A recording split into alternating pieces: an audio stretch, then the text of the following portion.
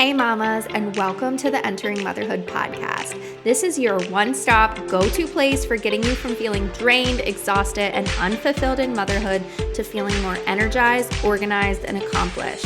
That's the vision I continue to navigate towards, and that's the vision we are sharing with you, focusing on holistic alternatives and restructuring your mind, body, and soul from the inside out. I'm your host, Sarah Marie Bilger, a wife, mom of two, mechanical engineer, VBAC mom, and doula, serving mamas through pregnancy, birth, and postpartum. If you're here for this, if you're as pumped up as I am and searching for that fire that you know is deep inside of you, then let's go. Let's uncover what it truly means to enter motherhood.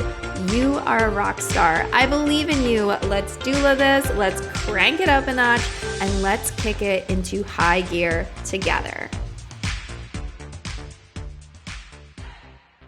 Hey mamas, how are you? I'm so excited to share this episode with you today because we have Mikki Gardner on. Me and her connected. We are both podcasters, so fellow mom podcaster, which I love. I love connecting with other podcasters. And she is a mama of a 13-year-old boy.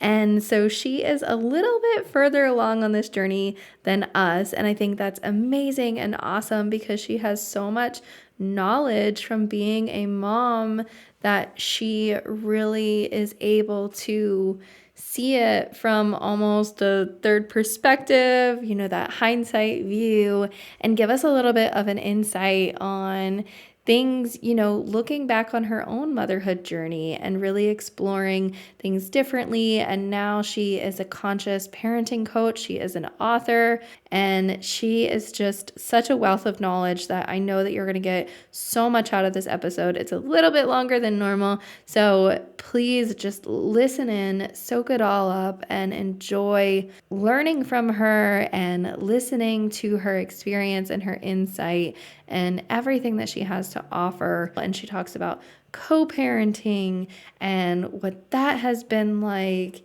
and how we can just really embrace the motherhood journey and explore what we can. So let's get started with another amazing episode of Entering Motherhood that I know you are going to enjoy.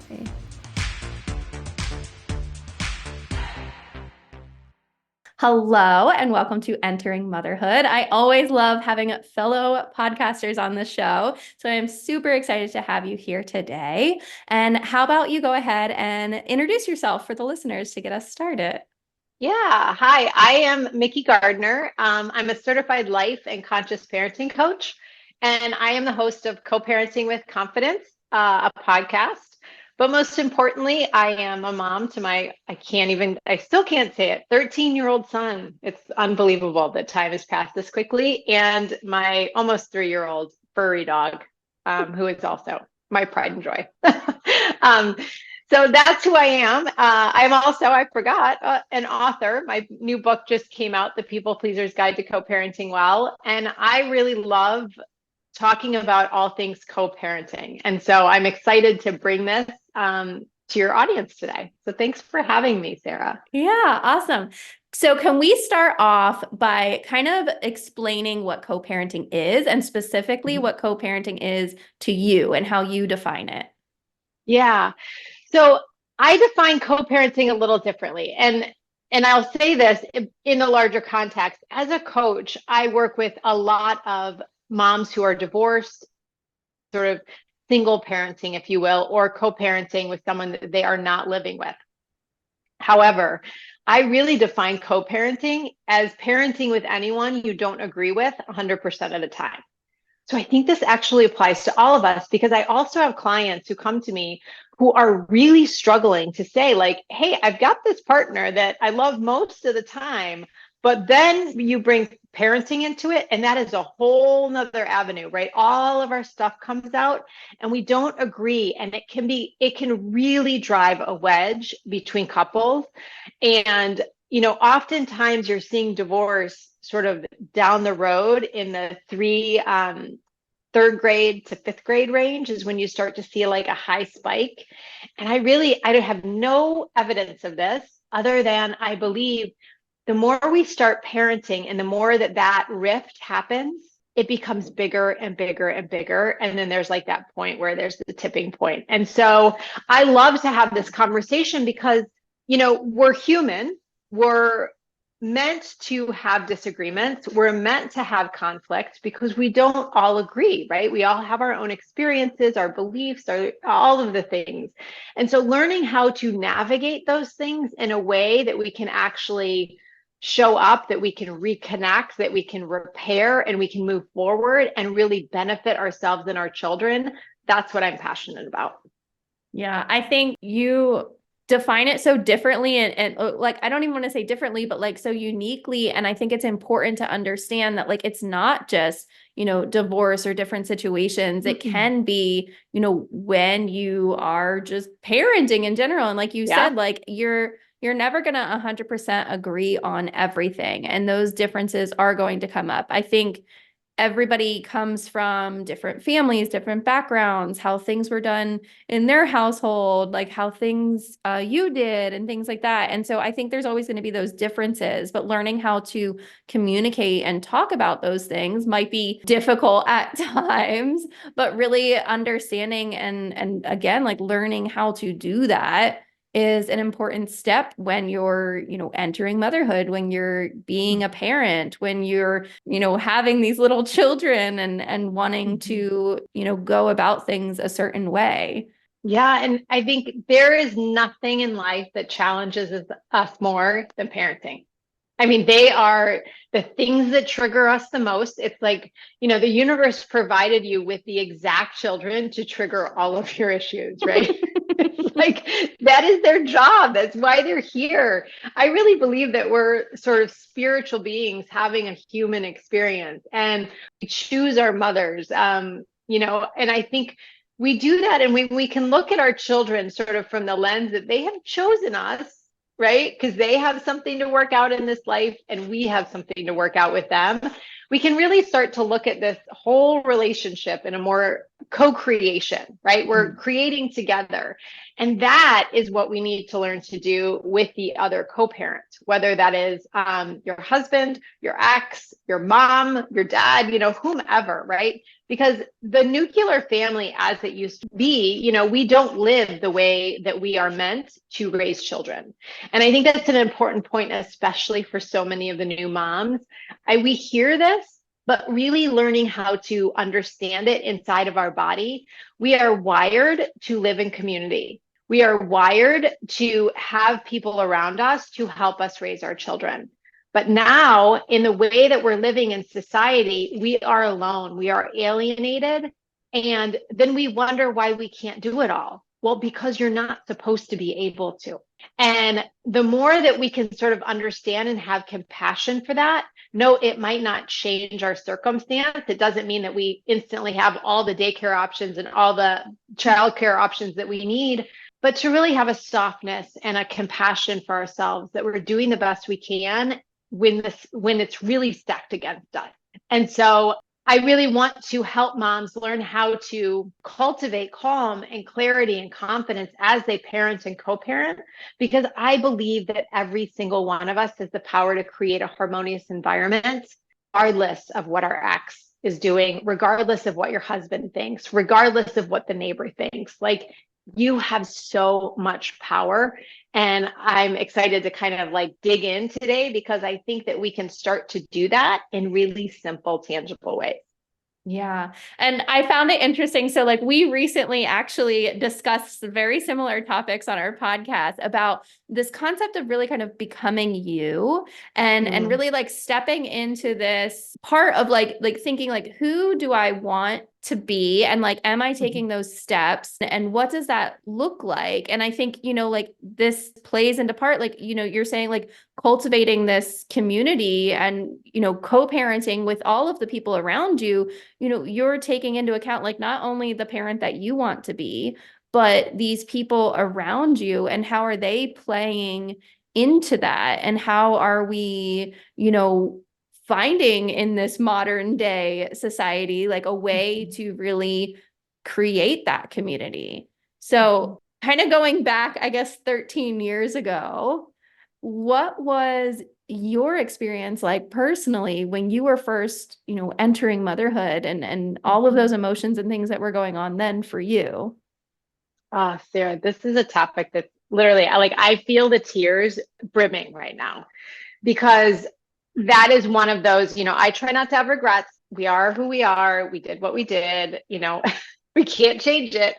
But that is one of the times in life that I really, really still have a lot of emotion around. And for me, I was very much a perfectionist, a people pleaser. I was a control freak. When I'm being honest with myself, I just saw myself as really ambitious and super successful, right?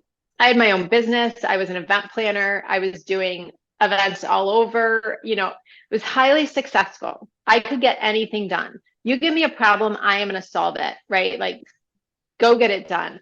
Um, I thought I was an amazing wife in this instance because I didn't need him to do anything. I got it, right? Like, I can take care of everything. I can have the baby, I can organize all the things. I gave myself, because I was self employed, 3.5 weeks of time off when I had my son. I just assumed I can do it all. Nothing's going to stop me, right? Having a baby is not going to put a dent in anything, right? Like, I'm just going to be able to do all the things. You can imagine how quickly that crashed and burned. But I do remember being, at a wedding. I think my son was maybe 2 to 3 months old. And I am running a wedding, these huge weddings that I am there for hours and hours and hours. And I remember hiding in the, what do you call it? The cleaning closet of a museum, sobbing, because all I wanted to do was be home. And I knew that what I was doing wasn't in alignment, but I didn't have the awareness. I didn't have the tools. I didn't know how to change it at that moment. And, that's why looking back, I feel so much emotion around it. At the time, I just kept, you just got to put your head down. You just got to try harder. You just got to figure it out more. But what I realize now is I had so much anxiety, so much stress, that very quickly, I was giving that to my son. I remember, if I'm going to be real honest here, I remember sitting in my pediatrician's office when I was having trouble breastfeeding at 5 months. He was 5 months old. He, had slowed down, and we were talking through things, and she said, honey, you are so stressed that you're not producing milk anymore. So he just figured out it's easier to go somewhere else than to deal with you. I was crushed.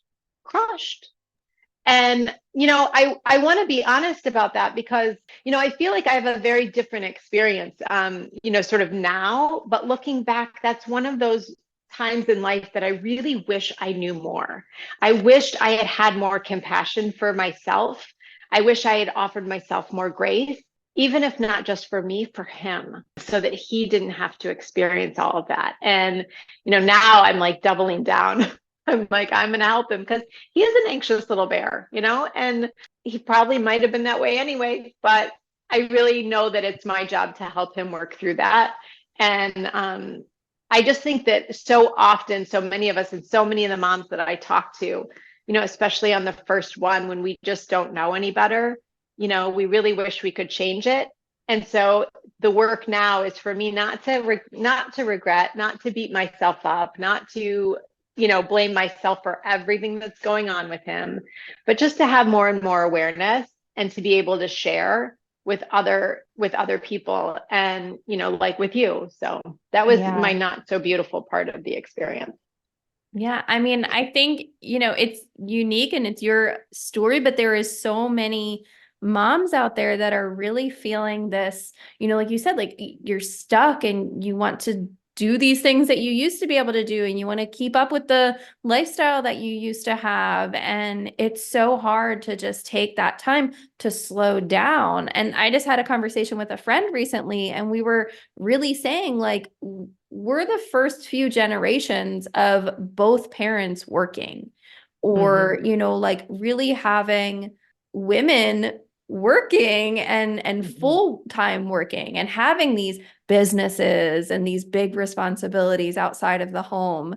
And so it's interesting to see how we're really shaping that and how this dynamic is coming into play, because it really wasn't modeled for a lot of us. And I think that comes into it too. Like, like we see how our parents parent it and our grandparents, and a lot of the times the moms traditionally have been home and not doing quote unquote all of these things. And so now we kind of feel like that responsibility that like, well, I got to this point, I have this business, I have this degree, I have this job, like whatever it might be, and we want to hold on to it and not let that go. Exactly. And I think, really recognizing that we were sold a bill of goods in this idea that you can do it all, right? It's like I was listening recently to something and they were talking about sort of that 80s, power woman, big, shoulder pads, and she'd be like at the office doing all the things. And then she's at home cooking the dinner, and then it's like sexy time, she's everything for everybody. This is ridiculous, right? And there's a part of us that's like, yeah, I want all of it. I don't want to miss out on any of it. But it's just not feasible, right? We are who we are. We are energetic beings that only have two hands, two eyes, one mouth, two ears. Like, we're given what we're given. And so once we start to understand, okay, what actually do I want? What are my priorities? And then starting to understand with grace and compassion, I can't do all of the things, but in each season of my life, what do I want to really focus on? And I applaud, whatever the choices are, whether you want to continue working really hard, whether you want to be a stay-at-home mom, there is no right or wrong answer. We're not getting an award for either, right? It's just deciding, what do I want? What feels in alignment for me? What I now know, looking back at my early motherhood journey, is I was completely out of alignment. I remember home and we had a wonderful sitter who stayed with my son, Shannon, who just was a godsend. I would come home and she would be sitting rocking my son. It was summertime outside. I was so jealous. I had so much envy. And it was not a good thing. I mean, I'd have to put on a smile and say, thank you so much, while all just feeling so upset. I didn't know at the time that those feelings were actually there to direct me to what I wanted. And what I was wanting was connection. What I was wanting was to be home.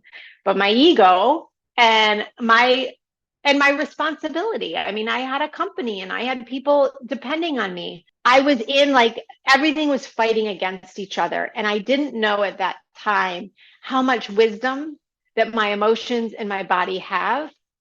And so I was really just out of alignment. And that's why I think that the more that we can understand, we create a life from that place. And I think one thing that keeps coming up in my mind that I want to say, it is a season of your life, right? When they first come home and they need you, like literally for everything. That's why I said, I can't believe my son is 13. It feels like yesterday that he was like this little guy that needed me all the time.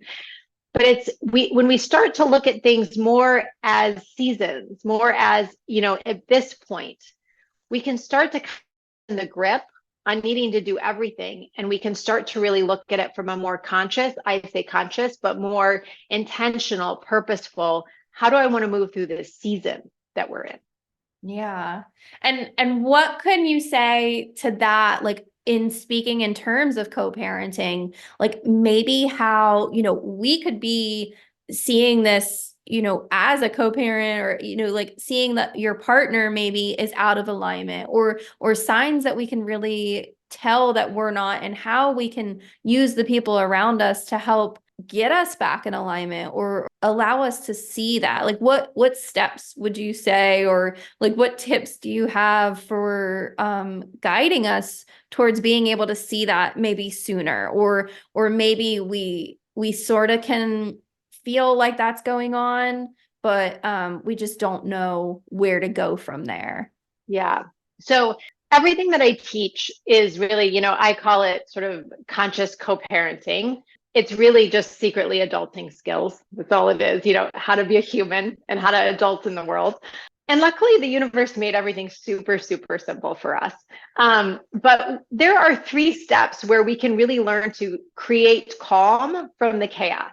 And there's always chaos, right? Again, not because you're doing anything wrong, but because you're in relationship with other humans, right? They're chaos. We're all chaotic little beings, and constantly moving around, especially with kids and Lord have mercy, toddlerhood. It's like, and then half the time we're working with adults who aren't adults, right? Like they're emotional children, with their emotional age. And so once we start to understand how can I show up in a more calm, empowered way, you are the biggest influencer in your life. Everybody wants to be an influencer. I say start in your home, start with yourself.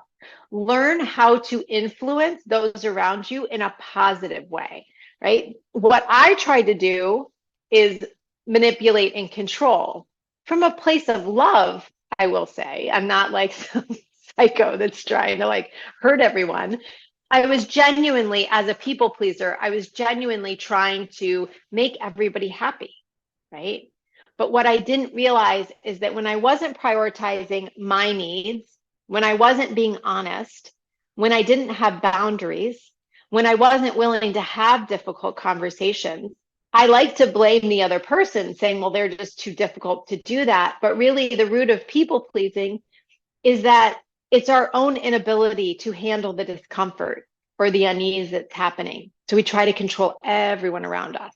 These 3 steps, I think, are really the keys to starting to be able to change the dynamic, to change any relationship with other people, but most importantly, the relationship with yourself, which is where we always have to start the work. So what are those? It's awareness, agency, and aligned action. Awareness is really simply, you are just more aware of what is actually happening. I think we look around, how often, I'll raise my hand to this one I just did it last night. How often do you swear you're not going to yell? You're not going to lose your temper. You're going to be like cool as a cucumber, no matter what happens, right? And then your kid or your husband or whomever does something and you lose it, right? You just lose it. And it feels like it happens out of nowhere, right? Even though you probably get triggered on the same thing every day, right? 15 times a day. So awareness is really just the understanding, oh, I'm being triggered, or I'm having big reactions or big emotions, or I'm reacting to what's going on around me. Just realizing that this is what happens or is happening, that's awareness. And awareness doesn't have to happen in the moment.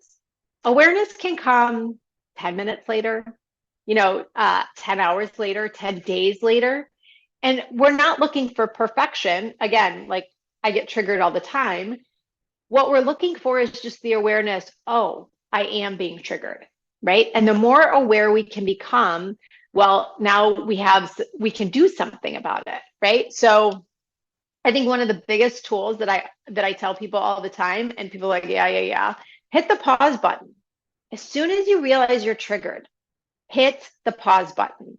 And what I mean by that is stop and say, okay, I've been triggered. I'm having big emotions. Put your hand on your heart and take 3 deep breaths in through your nose, out through your mouth, 3 times. You will feel calmer. If you don't, do it again, right? Use the breath. Stop yourself, because the only way that we can do anything is to be aware of what is going on. So we have to actually calm our nervous system down to get our thinking brain back online by taking those breaths so that we can move to the second step, which is agency. Agency is really just a fancy word for choice. We always have choices.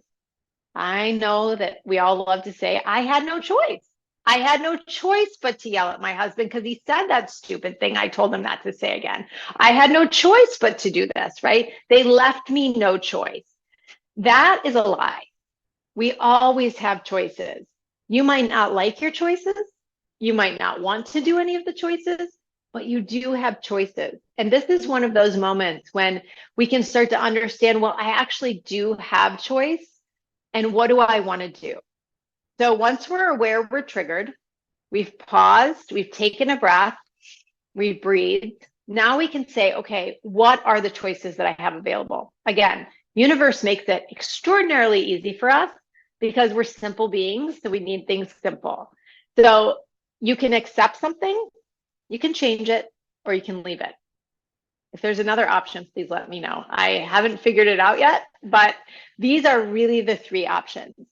So I'm going to walk through them because they can sound like oversimplified, but accept means, can I accept this situation or this person exactly as it is and move on without any anger or resentment? If the answer is yes, do that. We have nothing to talk about, right? Oftentimes, this is where we can't.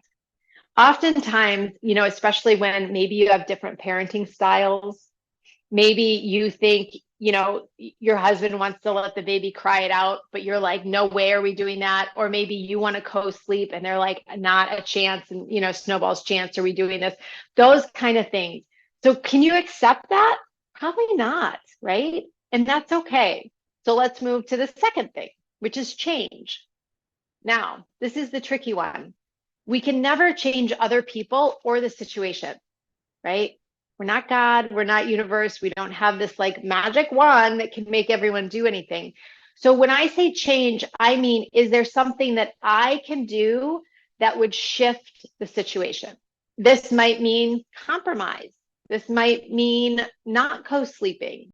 And then the really important question there is, do I want to? Because sometimes there are, again, the compromise, the not doing something, but I don't want to. Okay, well, then we move to the third option, which is leave. Now, this is not where, as a divorce coach, I'm saying everybody get divorced. Not at all. I am pro marriage, pro family, pro all those things. But what leave means is, can I leave this figuratively, literally, or energetically?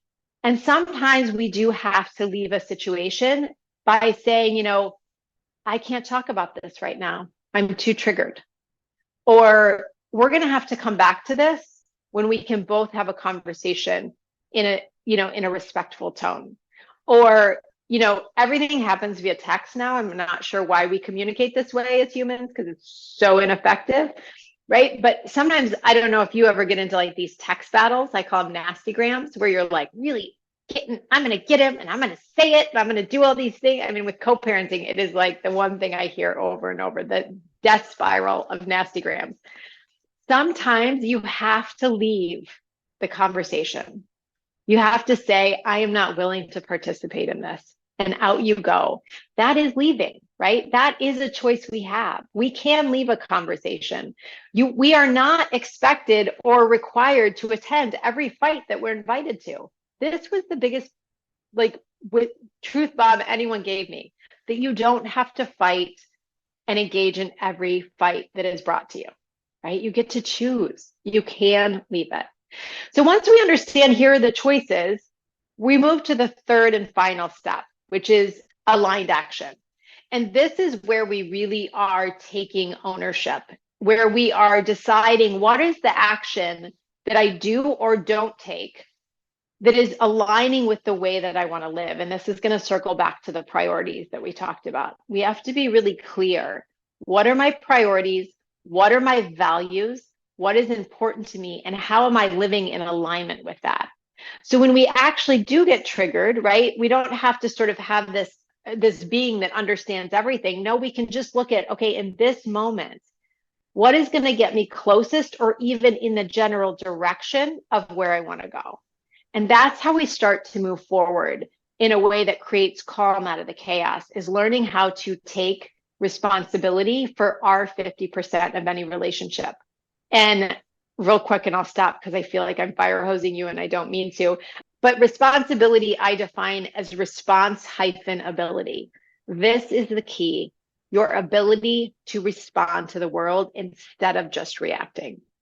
And so we do this by really becoming more and more aware, taking agency, and then aligning our actions with the direction we want to go. I have just been nodding my head continuously through all of this. And I think it's just something that, bringing it back to the very first step, like that awareness. And really, I think that is like, if you're somebody that's listening to this episode, if you're somebody who's like been digging into all of this stuff, I think you're starting to either open up to that awareness, or you're already aware of it and you're trying to get to those next steps. You're trying to figure out, how can I navigate this, and how can I really do the things that are going to get me in that alignment. And so I think it's a very big step. And sometimes, when we're in a relationship, when we're partnering through anything, maybe that person doesn't have that awareness yet. And that can be frustrating to like navigate that, like, why can't you see the way that I see you? But it's like, I think that's what makes us, unique. And, like you were saying, like, it's really this journey, like our children choose us and we choose them. And, they're not on the same path. They're not on the same journey that we're on. So like what we're triggered by is going to be completely different than what other people in our life are triggered by. And so what makes us kind of go off, or what makes somebody else in our life go off, is not going to be consistent between us. And maybe some things like trigger both of you, and like you have to like navigate with that. But I think it's really understanding that like this is a unique, individualized journey. And it's really just kind of opening up that awareness and really kind of learning that this is something that we can navigate through. So I feel like, like people like you are amazing resources to help us see that and really peel back those layers and dig into the deeper work that I feel, and I feel like a lot of the listeners feel like needs to be done in order to get to that place that we want. I think, there's some situations that you don't need to do this deeper work, but there's definitely other things that you realize like it's going to continuously be nagging you or triggering you until you do tap into that. And I don't think they're things that will just like magically go away. No, there's not. And I think it's really important too in this part of the conversation to highlight. I'm not getting into like the patriarchy or any like blaming anyone. This is not a conversation from a blaming place, You can if you but want to. from a, No. thank you. Well, blame isn't useful. Is it fun and is it sexy and does it feel good for an instant? Maybe. But then it's like really okay. But it's understanding that, especially as women, we have been conditioned and generally for generations have been passed down this idea that you can do it all, right? And that you should be doing it all, but you need to be making everybody happy. You need to be pleasing. You need to be helpful. You need to be loving. You need to be quiet. You need to look good. You need to not have needs. Don't ever speak up or upset or ruffle anybody's feathers. Do everything, but do it really quietly with a smile on your face. This is such BS. It is ridiculous. But we have been conditioned and we have been fed this diet for generations. This in and of itself is one of the biggest problems because we don't even know that we're consuming it. We don't even know that it is a thread that is in every inch of our lives, right? Every inch of our subconscious. And so then when we do have these things happen, right? Or the things aren't working out, or your partner isn't agreeing with you, or he's not helping you, they're not stepping up and showing up the way that you need them. The question isn't why aren't they doing it? And I mean this in the most loving way. Why aren't you asking? And a lot of times, hand up, my hand is raised very high. I have not asked. The majority of the upsets that we have are about expectations or unmet needs. They are often not unmet because of sinister means, but because we haven't communicated them. And it isn't until we really start to understand and deepen this and start to do the deeper work that we are going to start to understand this. And unfortunately, this is why it continues to be passed from generation to generation. And that's why people like you and what you're doing. And I'm just so grateful for young moms like you that are saying no more. We're going to start changing the dynamic and we're going to start changing the direction because you know what? I didn't come to this until my son was a little bit older, and I had one of those, we call them strong-willed children now.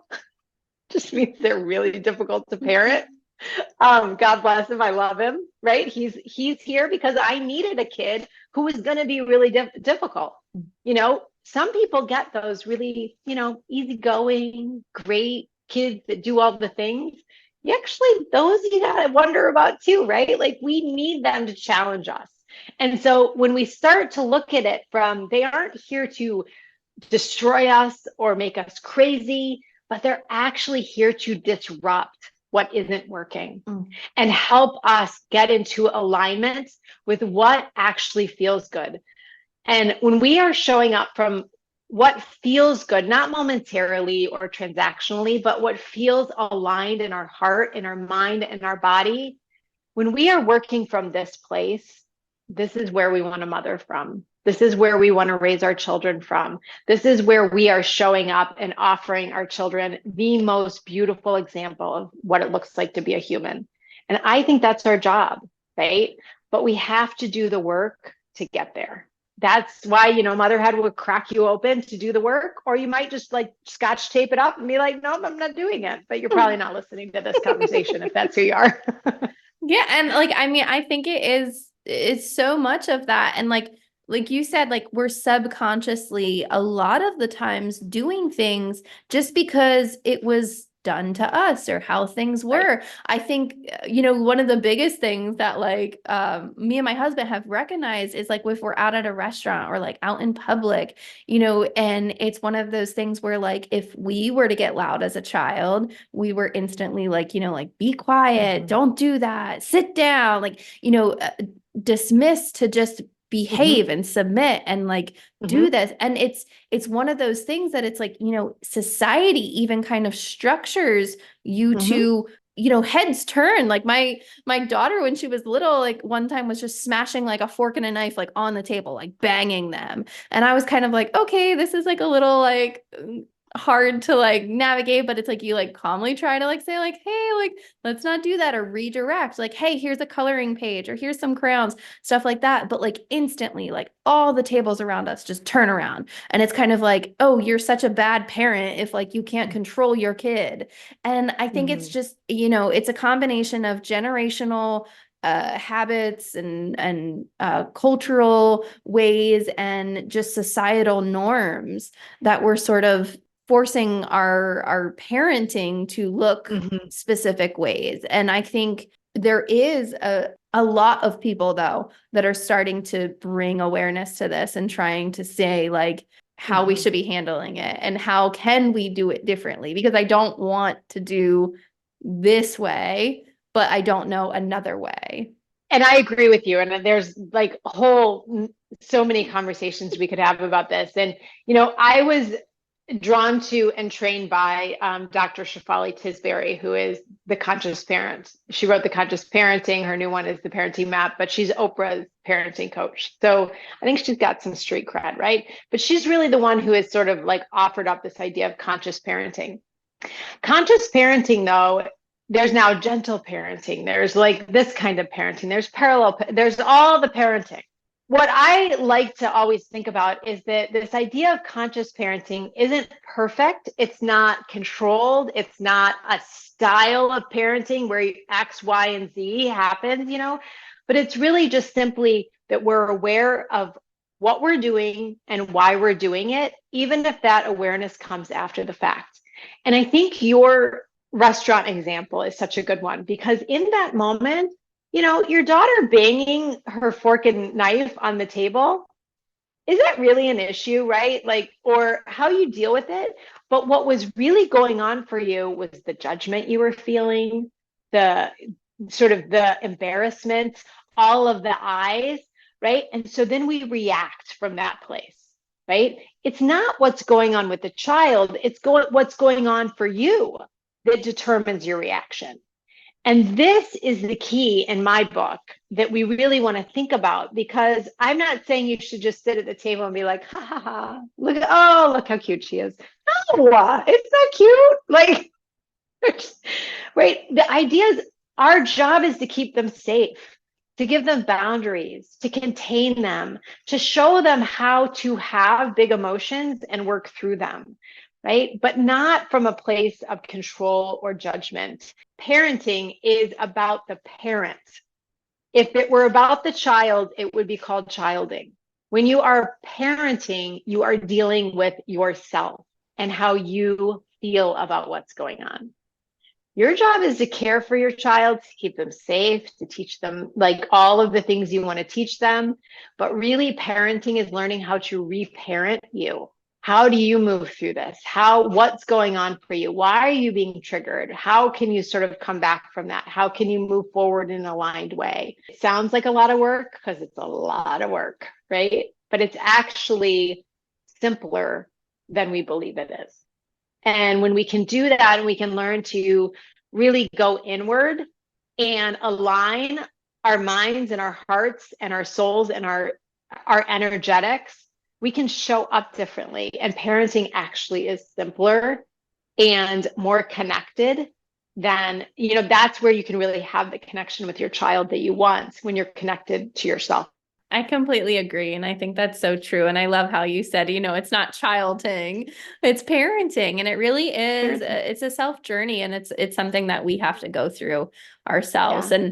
And, I feel like I could talk about this all day. And this is, I know. exactly like why we have podcasts, so that we can chat about these conversations and really dig deep, because I think that they are so needed, and it's important to keep the conversation going and to allow people to realize that, like we are talking about this, we are like understanding this, we are bringing more awareness to it. And that work is out there, that information's out there, and there's so many different resources.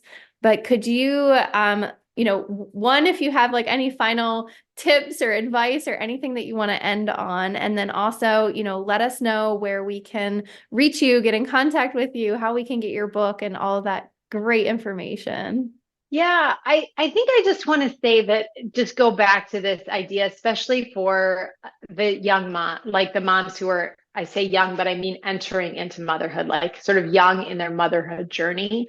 You are not meant to do this alone.